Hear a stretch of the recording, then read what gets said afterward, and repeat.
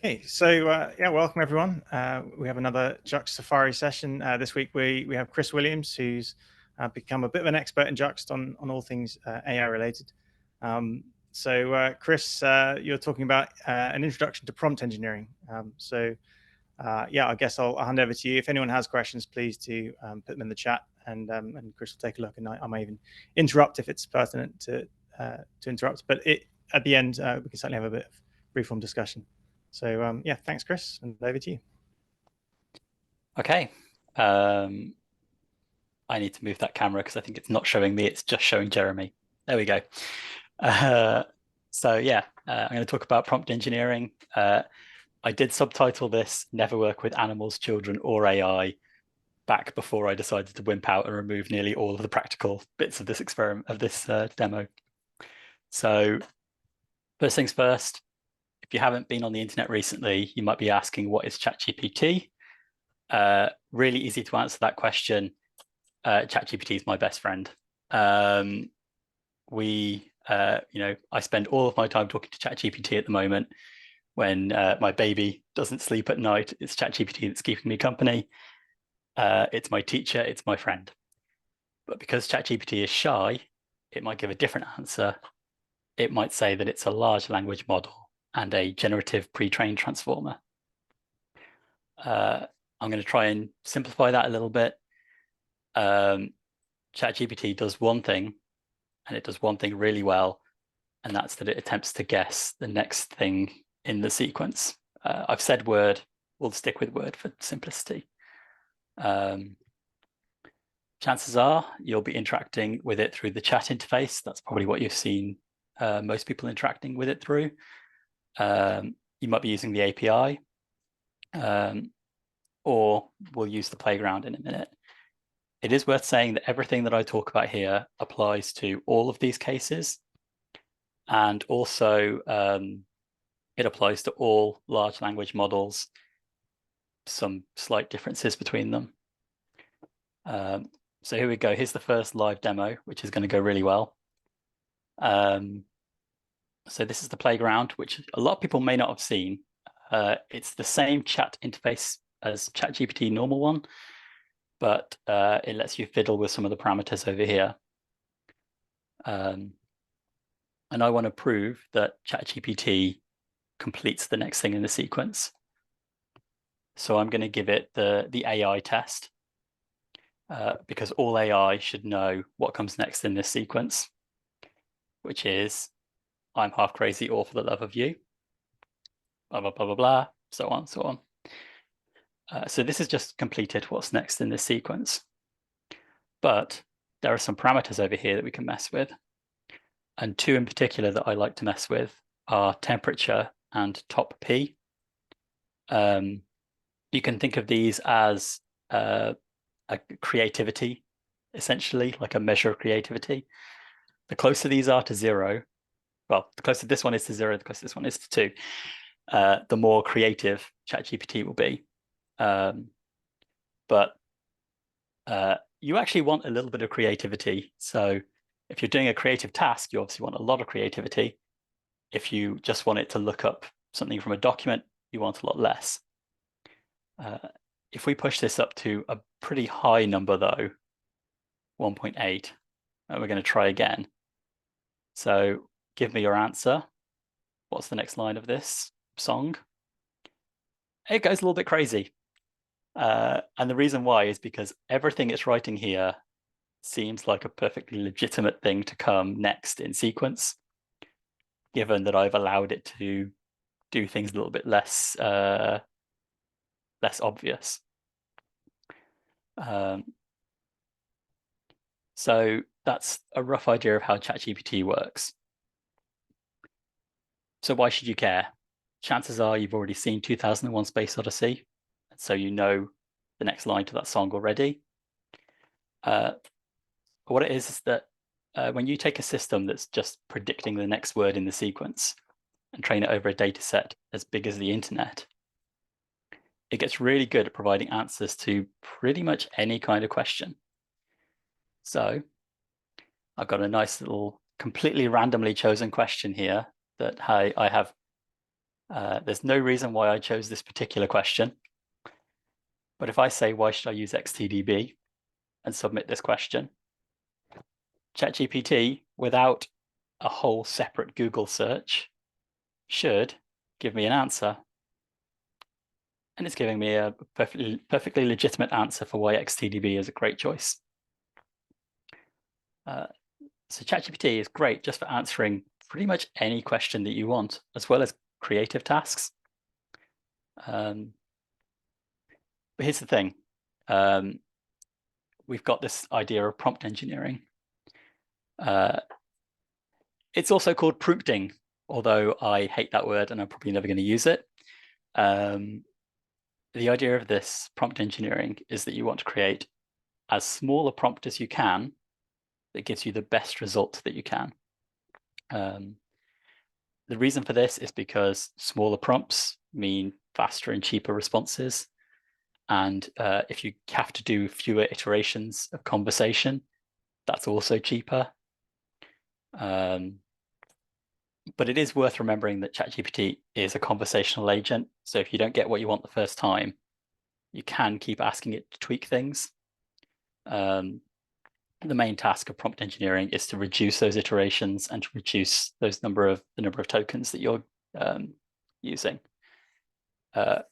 Really quick example of using iterations is that the theme for this presentation, the CSS file, was generated by ChatGPT. And I was the worst user ever because I was saying, make it a bit lighter, make it a bit lighter, make it a bit darker. I went through this process for about 15 minutes and then said, actually, let's throw that away. Let's use a completely different theme. And ChatGPT was a lot friendlier to me than a lot of people would if I'd asked them to do that. If you go back only a couple of months, I saw ChatGPT as a little bit like getting my answers from this kind of website. Now, I realize that with a little bit of good prompt engineering, ChatGPT is a little bit more like this website. And I use this example specifically because I tell everybody, don't trust the answers you get from this website, but then I trust them implicitly because the amount of times it's wrong is so small compared to the amount of time saving it gives me for how good it actually is. So the next question you might have is, if I'm trying to convince you that LLMs are the best thing since the lava lamp, why do you have to do all this extra work of doing prompt engineering? I've got two answers to that question. Firstly, there's good and there's great. I see this as a little bit like doing Google searches where anybody can just type in, where is the nearest taco place? But if you understand the mechanics of how Google searches work, you can use all kinds of like symbols and tweaks to try and make sure that you don't get recommended Taco Bell.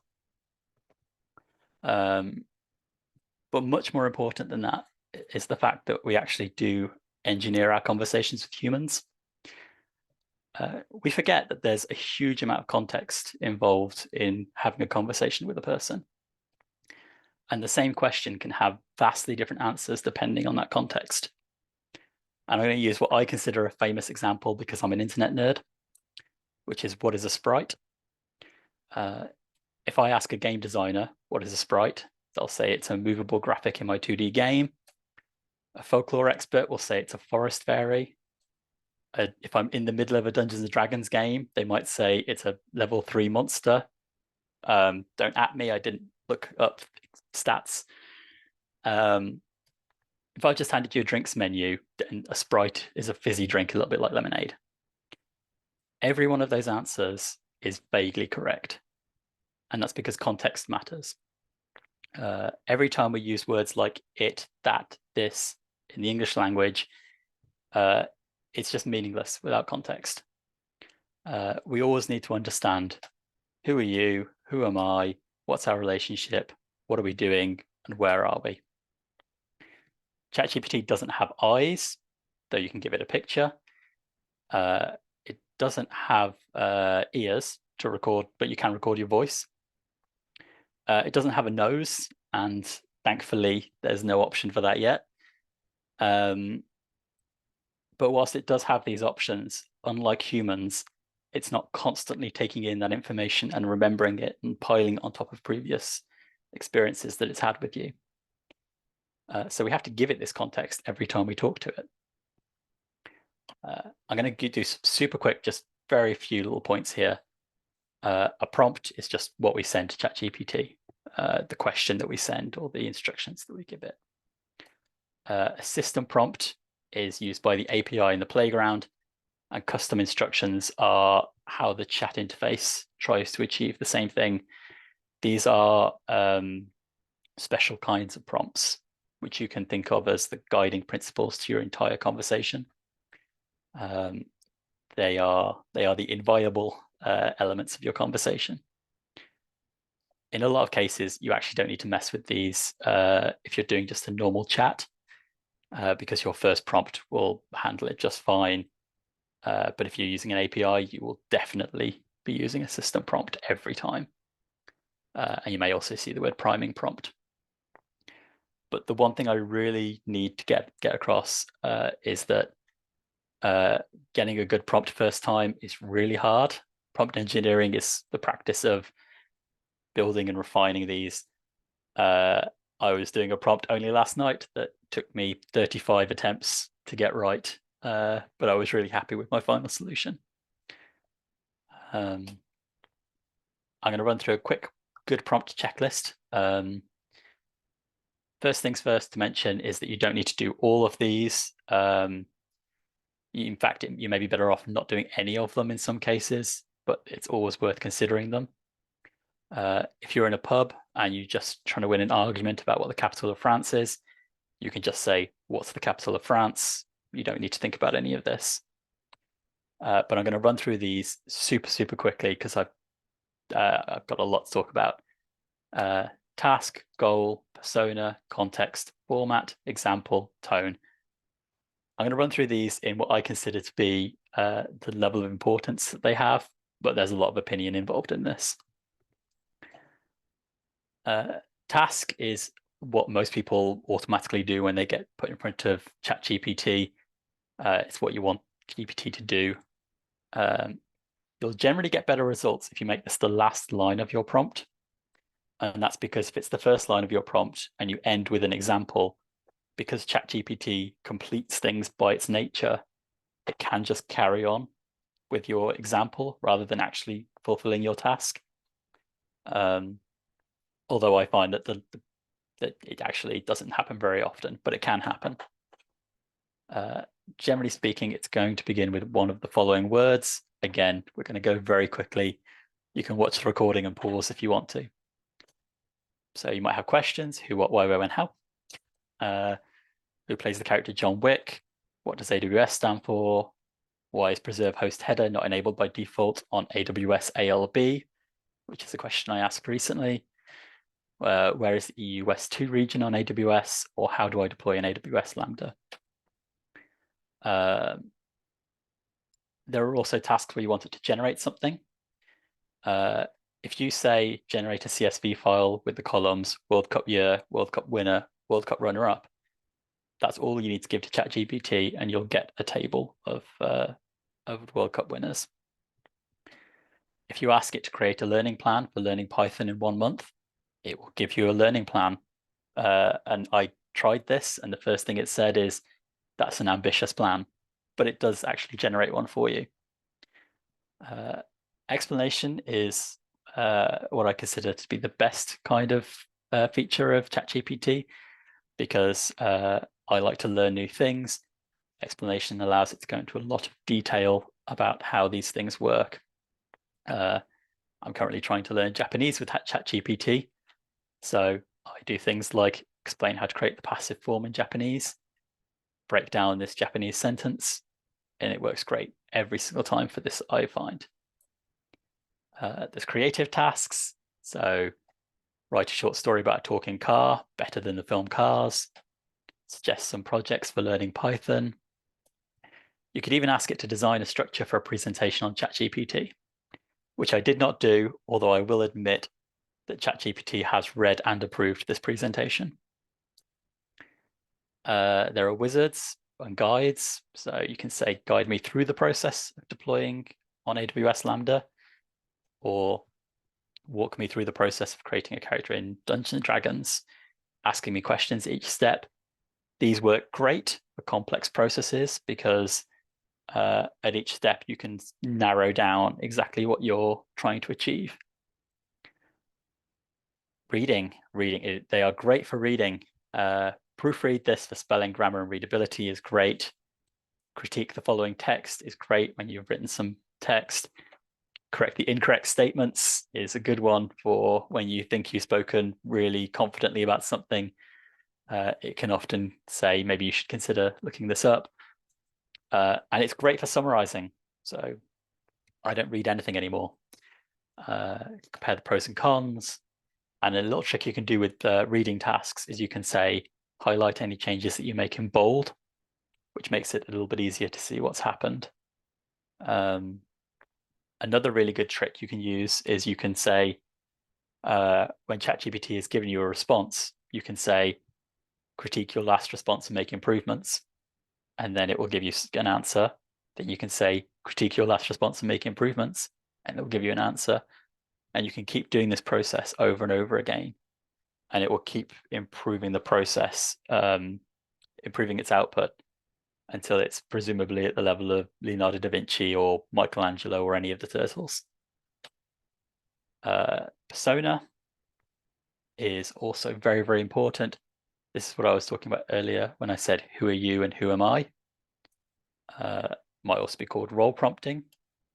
So URA can include, you can say in this style, you can also say IMA.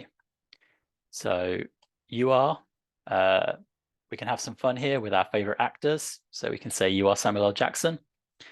There is a profanity filter, so you should be okay with that. You can also say you're a space pirate from the 24th century.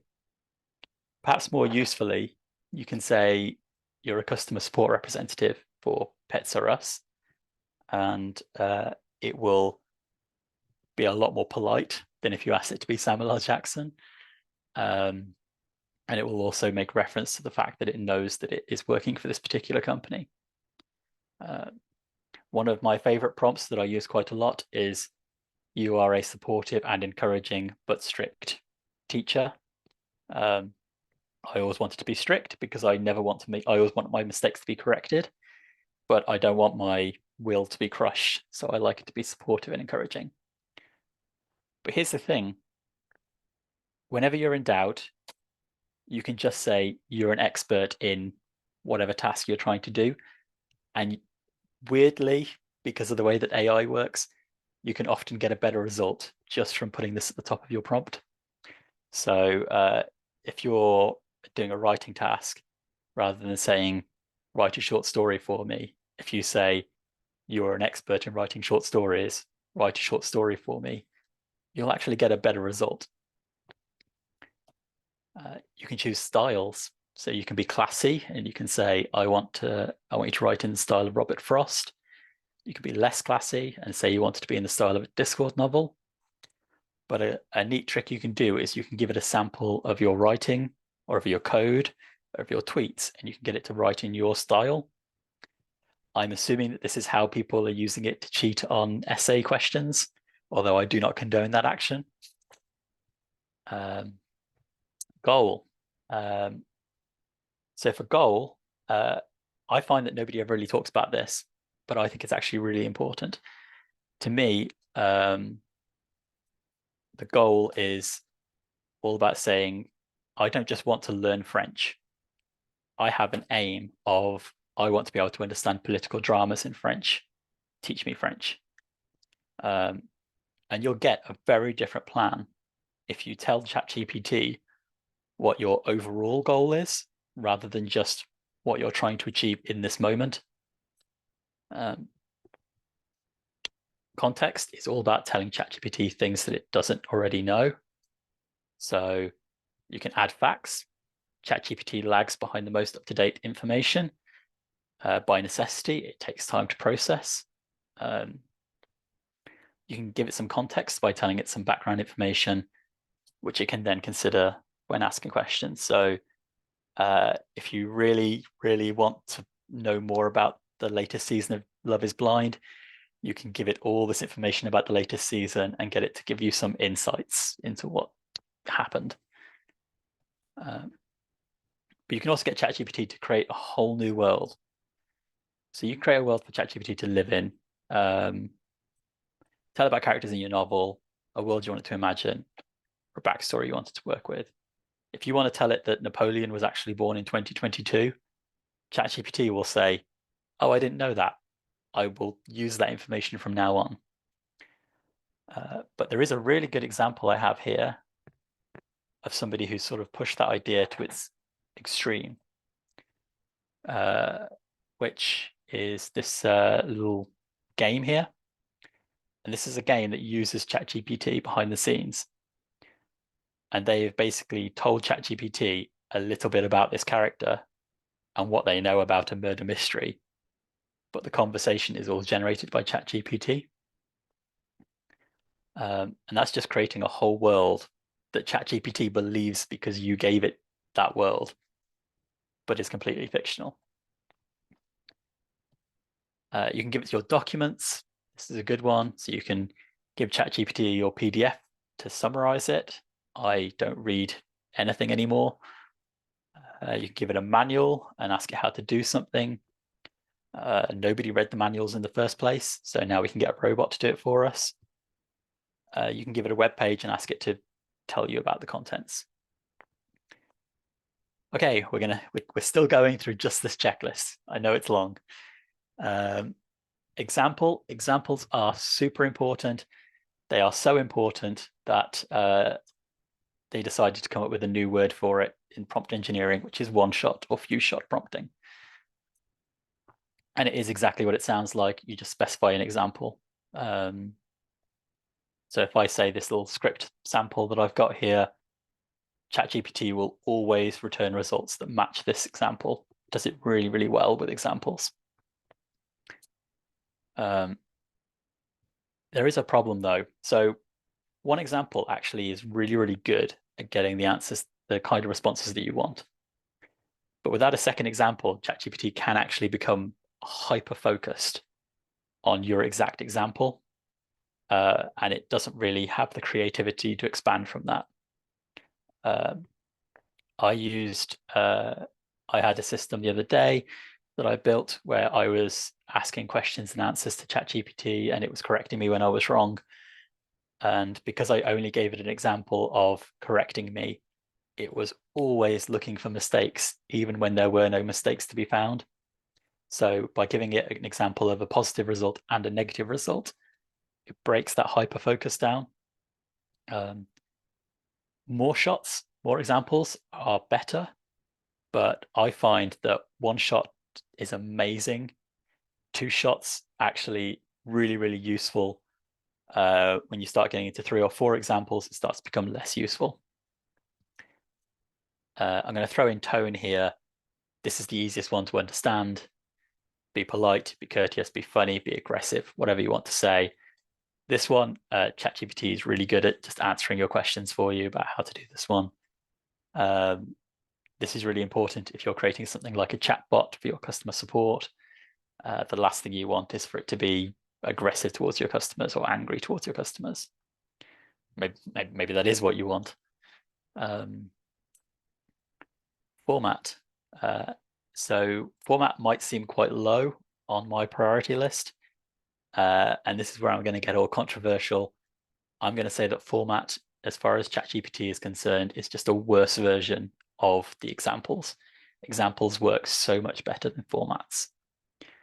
But you can specify a format. So CSV, tab separated, JSON, XML, mermaid, plant UML diagrams, GraphViz, whatever you want. You can specify your limitations, less than 3 seconds, less than 3 sentences, in bullet points or as a haiku, if that's what you want. You can tell it how to display the information as a table, as a code block with markdown headers. You could tell it what language you want it in, which could be something like in JavaScript, or it could be in French. And you can also specify the activity you're trying to achieve. I want it as an email or as a tweet. You can provide a template, but templates are really just a worse example of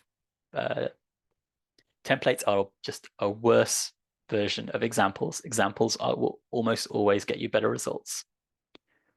But it is worth considering that you can actually tell it what format the input is going to come in as well. Telling ChatGPT to ask follow-up messages is fantastic. We could get a little bit like the film Labyrinth, and we can say the user will ask 3 questions, but you'll ignore the first 2. I've used this to build text adventure games in ChatGPT. I've had conversations, I've had quizzes. I've even had it build an entire game show format just so I could learn something in a fun way. Only include the code. If you want to build your own version of Copilot, then you want it to only include the code. You don't want it to include things like, I'm about to show you some code. Here's some code. Maybe you want it to only show you the email body.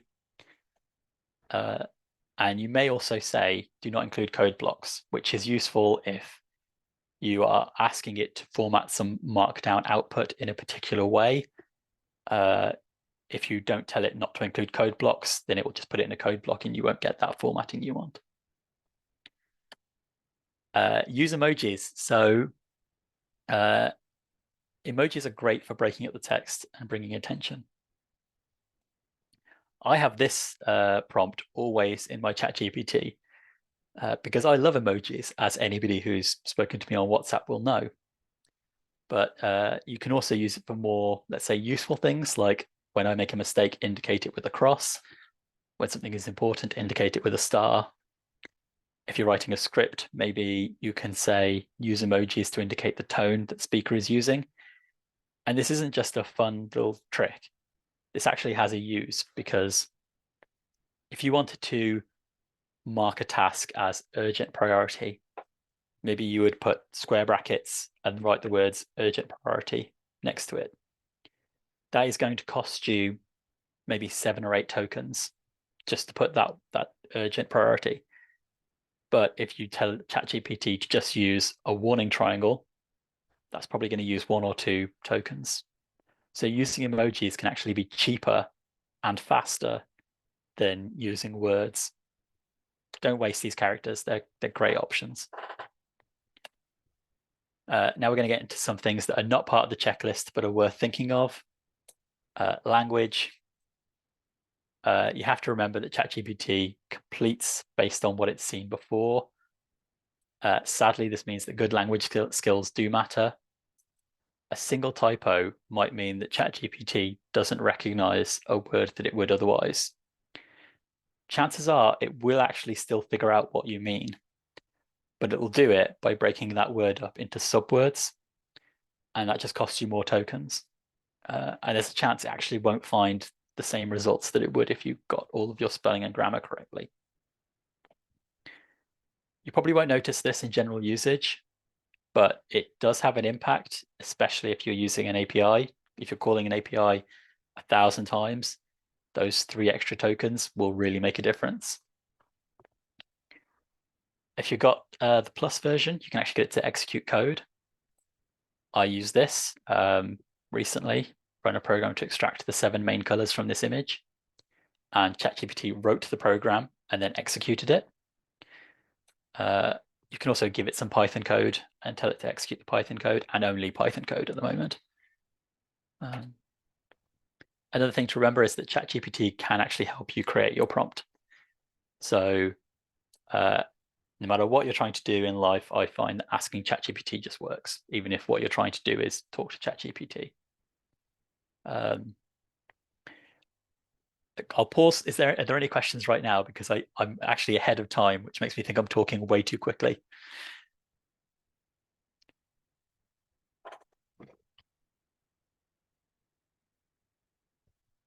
Sponsored by Coca-Cola. Okay. Jeremy, you were on mute. Yeah, sorry, Chris, I was talking on mute. I had myself double muted. Yeah, so there's no written questions, but I did have one I could give. So I've been finding ChatGPT really useful the last week or so with things I wasn't really expecting. In one case, I had a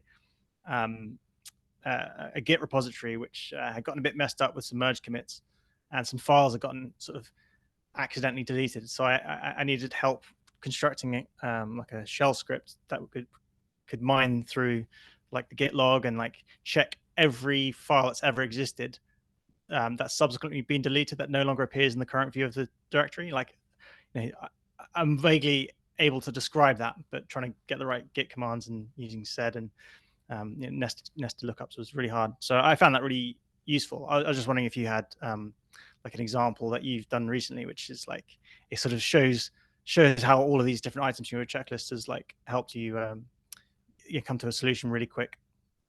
I have a great example that I used recently that I actually put in one of the JUXT chats, which is that I have on a website that I'm not going to name because I'm going to say that their interface is terrible.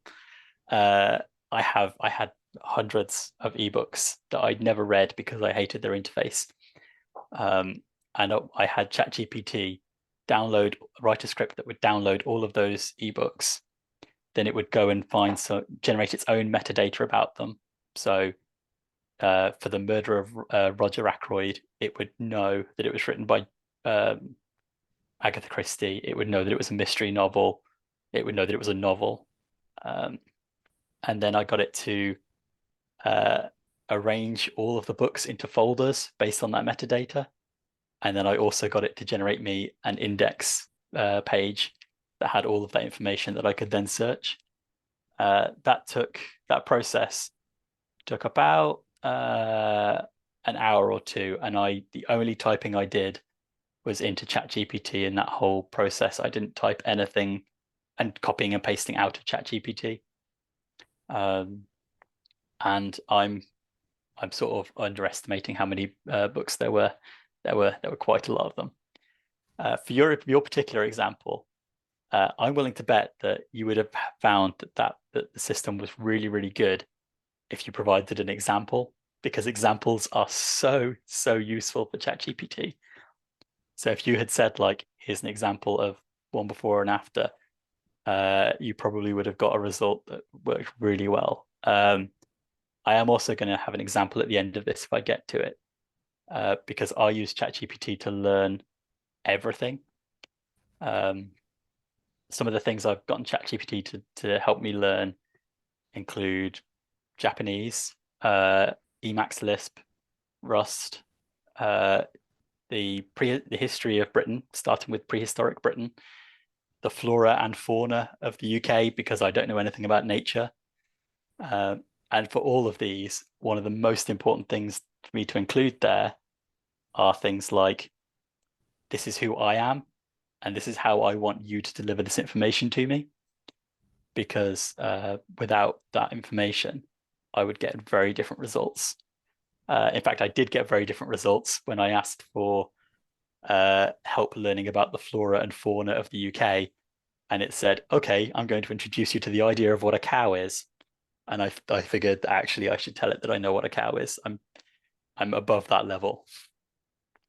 I don't know if those examples helped you at all. Again, I use ChatGPT for hours and hours every day at the moment, so I could very much keep going. No, well, it's really fascinating. It's certainly further ahead on the curve than I am. So please keep continuing. We do have a question in the chat about the ChatGPT models. So obviously there's version 3.5, which is one that's generally accessible, and then version 4 if you pay for it. I think that's right. Presumably you just use version 4 for everything, and sort of how would you describe the qualitative difference between the two? So I use 4 for everything pretty much, and it's not a good idea to use it for everything, because 4 is actually a lot slower than 3.5. If 3.5 gives you your answers, stick with 3.5. It's so much faster at getting your results. Also, if you're calling through the API, ChatGPT 4 or GPT-4 can be about 15 times more expensive. We're still talking about pence, but I got a copyright-free book from Project Gutenberg, and I set ChatGPT. I wrote a script. I got ChatGPT to write a script for me that would break that book up into chunks and send it to ChatGPT, and then try and translate it for me into, surprise, surprise, Japanese. When I had it using GPT-4, it took about an hour to do 10% of the book. When I was using 3.5, it took about 30 minutes to do the entire book. And it was also, using GPT-4 cost me about $2 to do that. And it cost me 6 pence to do it with 3.5. And the result was fine. So my recommendation is probably, if you want to ask like a quick question, like I do a lot of, 4 is great. But if you actually want to have, if you want to use it on an API, I would personally stick with 3.5 at the moment, because the speed and the cost mean that 3.5 is a lot better. The other key thing to think about with this is that there's no sort of history API. There's no API that remembers your history with ChatGPT at the moment. So the longer every time you add a conversation node to your history, you have to send the entire history. So with ChatGPT-4, that can, the longer your conversation goes on, it can just get more and more expensive and could take more and more time. But I do use GPT-4 for everything, and I shouldn't, because 3.5 is probably better for a lot of cases. Sounds like a good business model at the very least. Cool. Well, thanks for diverging some questions. Maybe we'll pick up some more at the end. Yeah, because I just realized I am now running behind. So I'm going to try and speed up, because I need to mention chain of thought prompting. This is one of the most powerful things you can do to get the right answer if you're not getting it right now. And it can be as simple as saying, let's work step by step at the top of your prompt, or show you're working. Because ChatGPT is not actually that great when it requires it to jump through multiple steps. So this is a question I love. 3 apples. I've got 3 apples. I pick up 2, drop 1. How many apples do I have? ChatGPT 3.5 tells me 2 apples, which is wrong. But if I say, let's work step by step, it's able to use the information from its process to get the correct answer. And in fact, I put this in one of the JUXT chats. With a bit of a hint, ChatGPT managed to figure out that it was actually a trick question, and that if you started with 3 apples, you actually have 3 apples. All you're doing is moving the apples around a little bit.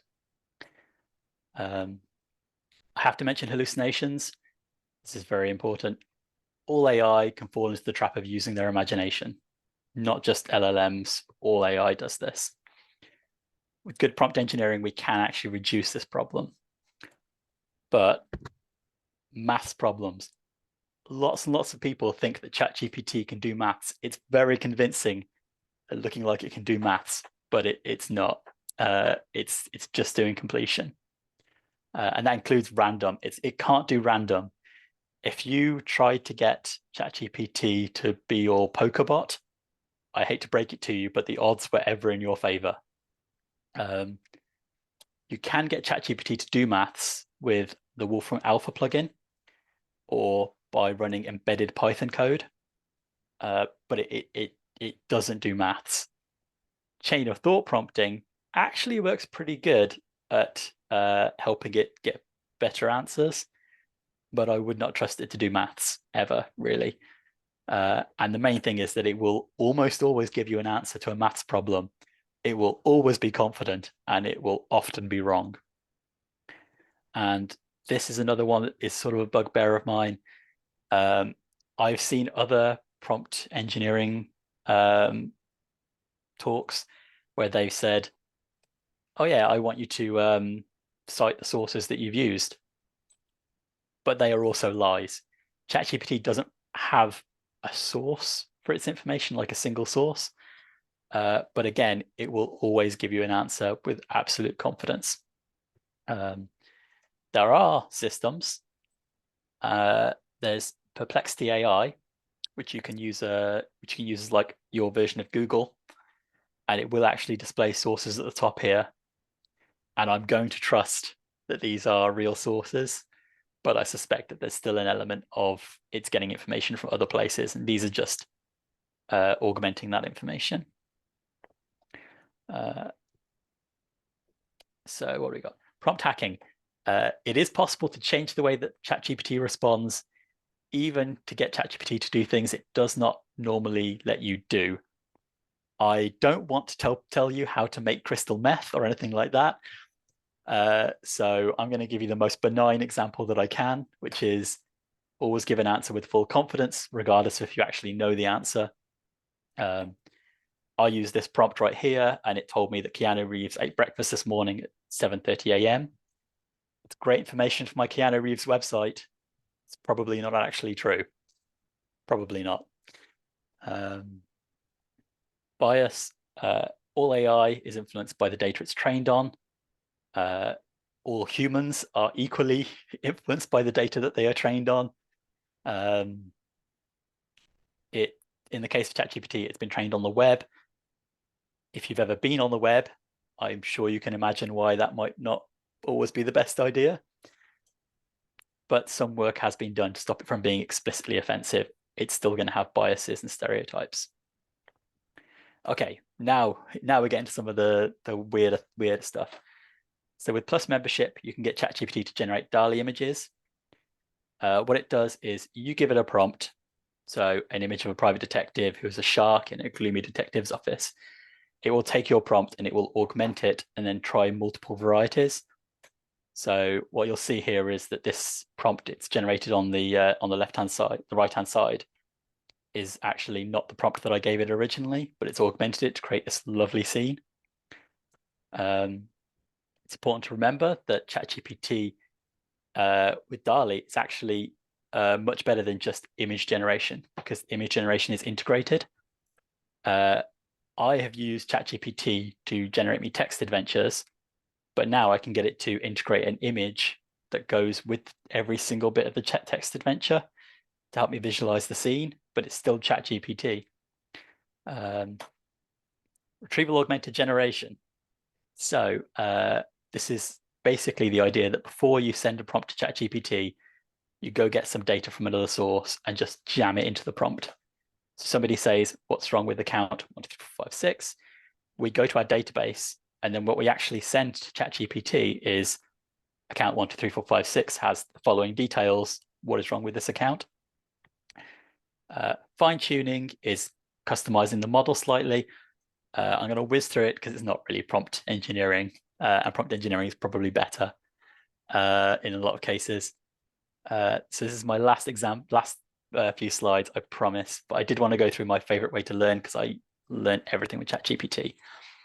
It's a little bit like a heist movie. What we're stealing is knowledge. So we're going to formulate the plan. We need to pick the member of our crew who's best at formulating a plan, which is ChatGPT. So I'm an experienced programmer. This is talking about my persona. I want you to create a plan to teach me Emacs Lisp. That's my task. With practical examples is some of my format that I want. We then want to execute the plan. So we get the member of our crew who's best at executing the plan, ChatGPT.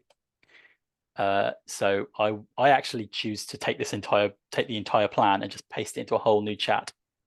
And you'll see that I've added things like explain in detail and go slow, give me examples that I can run to explore what you're teaching me. My usual prompts often go quite a lot longer than this.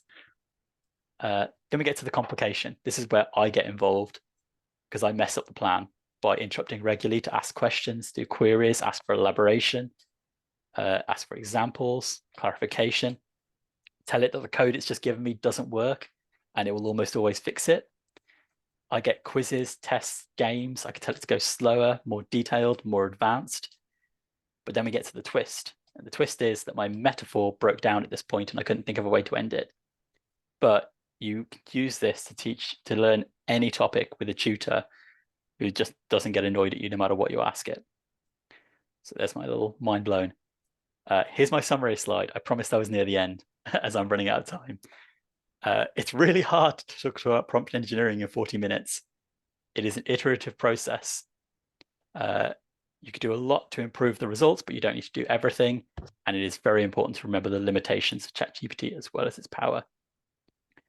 So for resources, this learnprompting.org is so good that you don't need to watch this talk. You can go to learnprompting.org instead, and it's got live code that you can run and try out yourself.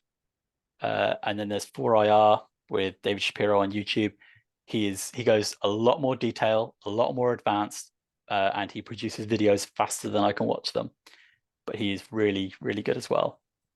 Here's my any questions slide. So if you have any questions, just ask ChatGPT. But I do have a little bit of time now, although this is the end of the meeting. So maybe I don't actually have time now.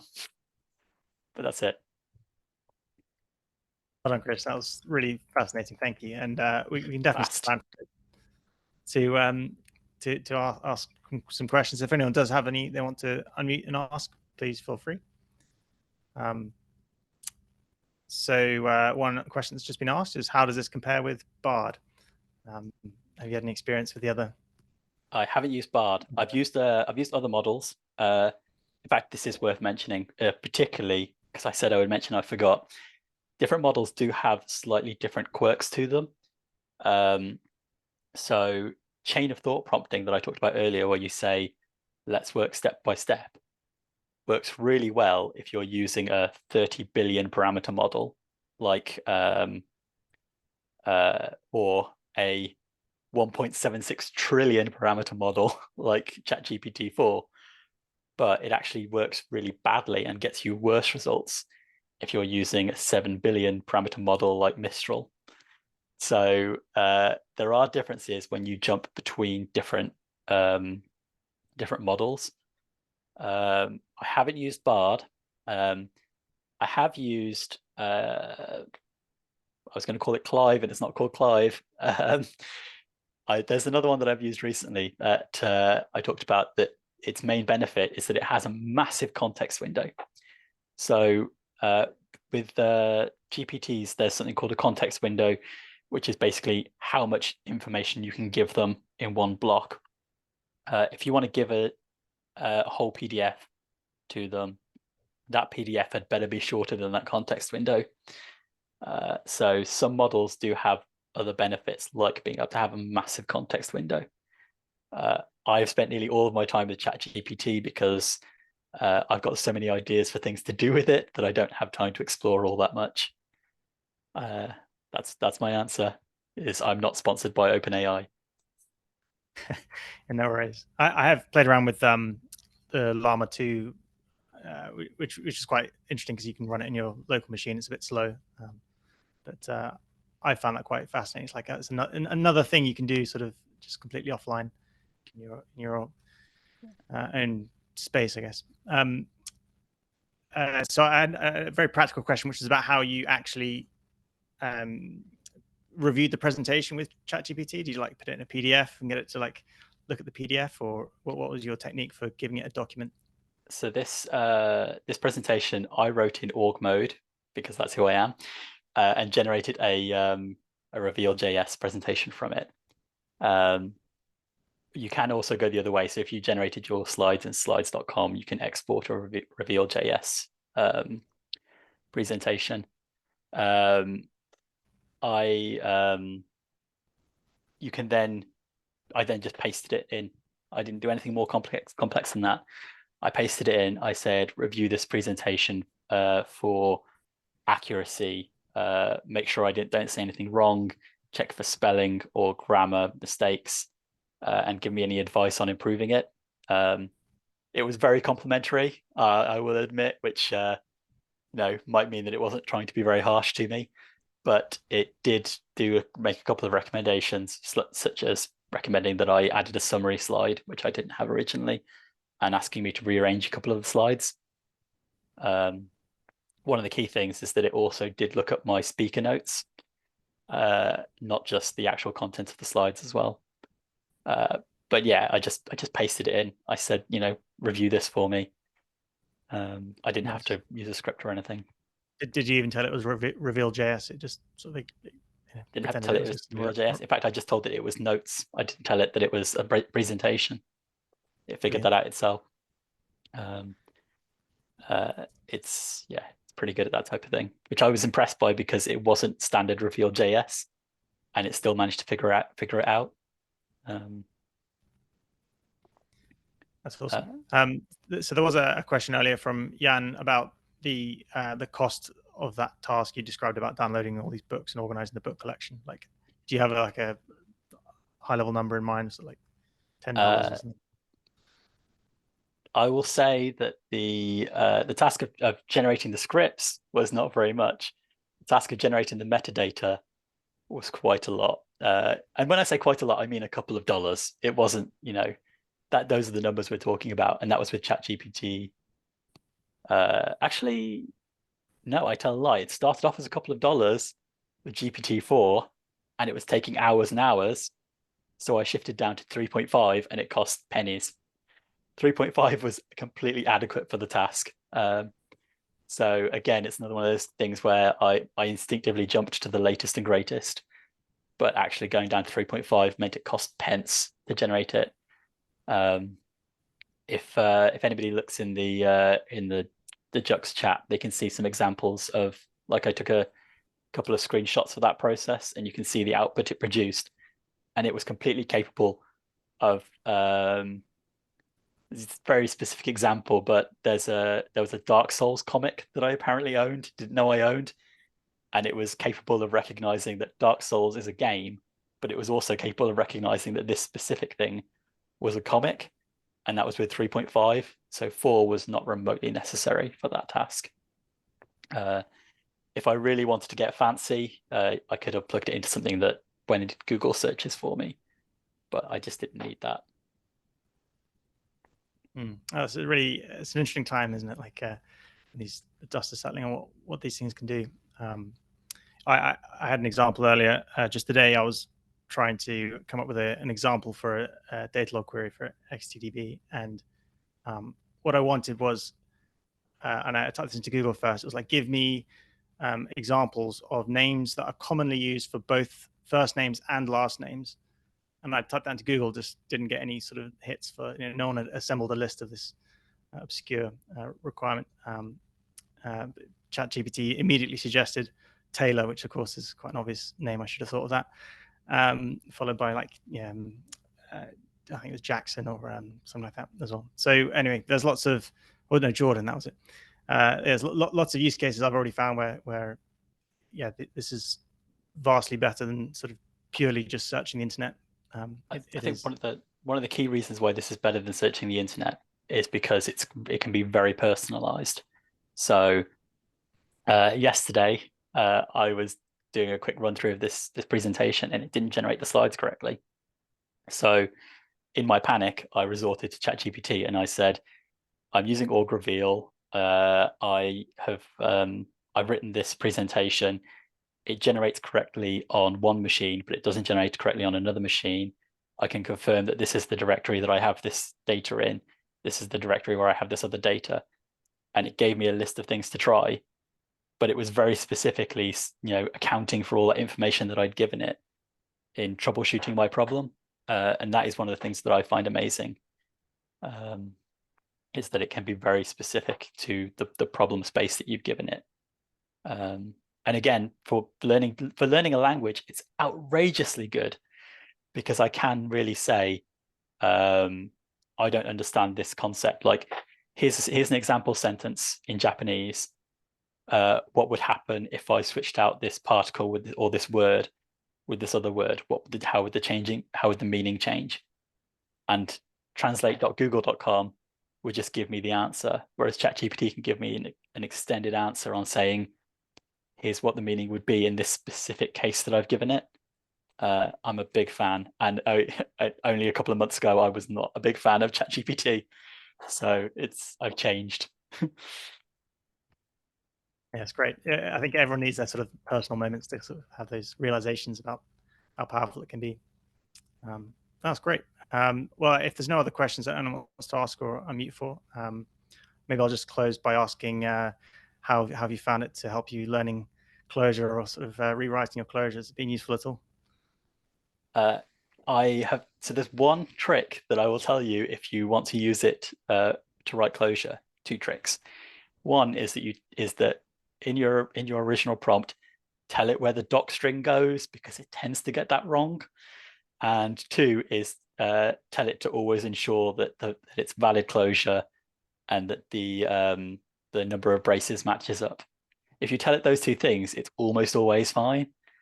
But when you miss out on those two tasks, those two steps, it often creates invalid Clojure just because it misses off the last brace or last bracket. I have a couple of on my machine at the moment. I have a couple of things that I've been doing where I have gotten ChatGPT to. I'm working with ChatGPT as my pair programming partner to write a text adventure engine, and I've got another one where I'm getting it to write a front end for ChatGPT. I'm basically doing it step by step. And again, I'm only typing into ChatGPT and copying what it gives me. And also, this actually was a full interactive website that was generated by ChatGPT. I could click on all the links and everything. I just told it exactly what I wanted, which was a very, very 90s website. So yeah, for code generation, ChatGPT has been great. I'm quite curious. There's something I want to try later on, which is creating, again, David Shapiro has a video on it, but creating your very own Copilot using ChatGPT, because you can start to really customize it how you like it to work. So I'm quite excited about that idea, but there's no time. There's no time for all of these ideas. Yeah. One of the things I was doing last night, this morning at like 4 a.m. again with crying baby, was I got it to write out all of the clues from various classic mystery novels, and then I was getting it to try and solve those mysteries as the persona of Sherlock Holmes, as Poirot, as Columbo, just to try and pit all of these famous fictional detectives against each other and see which one could win in each different case. Yeah, if nothing else, they're good for endless entertainment. Yeah. Great. Well, I think we should probably close there. But thank you very much, Chris, and everyone for listening and asking questions. It's been a really good session. I'm always eager to answer more questions and talk about ChatGPT if anybody has any more later. Okay. Brilliant. All right. See you next time. Bye.